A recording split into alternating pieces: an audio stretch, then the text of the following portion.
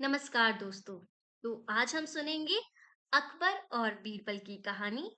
और इस कहानी का नाम है राज्य के कौवों की गिनती। एक दिन राजा अकबर और बीरबल राजमहल के बगीचे में टहल रहे थे। बहुत ही सुंदर सुबह थी। कई तरह के पंछी चहचहा रहे थे। वहीं तालाब के पास भी बहुत सारे कौवे भी आसपास उड़ रहे थे। उन कौवों को देखते ही बादशाह अकबर के मन में एक सवाल उत्पन्न हुआ।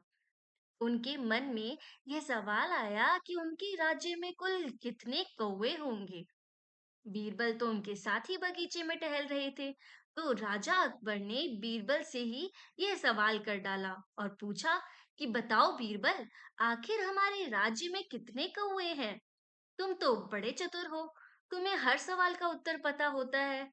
यह सुनते ही चालाक बीरबल ने तुरंत उत्तर दिया कि महाराज, हमारे राज्य में कुल 55,463 कौवे हैं।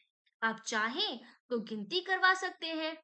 महाराज, अकबर इतनी तेजी से दिए हुए उत्तर को सुनकर हक्का बक्का रह गए और उन्होंने बीरबल की परीक्षा लेने की सोची। महाराज ने बीरबल से दोबारा सवाल किया, अगर तुम्हारी गणना के अनुसार कौवे ज्यादा हुए तो? बिना किसी संकोच के बीरबल बोले, तो हो सकता है महाराज, किसी पड़ोसी राज्य के कौवे हमारे राज्य में घूमने आए हों। राजा फिर बोले, और अगर गिनती में कम कौवे हुए तो? बीरबल ने फिर तपाक से उत्तर दिया, महाराज, हो सकता है हमारे राज्य के कुछ कौवे अपने किसी अन्य राज्य के रिश्तेदारों के यहाँ घूमने गए हों। यह सुन अकबर बेहद खुश हुए, क्योंकि बीरबल ने अपनी चतुराई से एक बार फिर साबित कर दिया कि वह कितने समझदार हैं।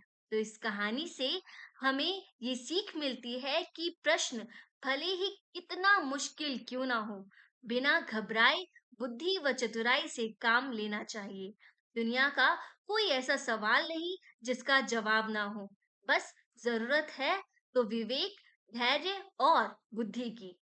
धन्यवाद दोस्तों।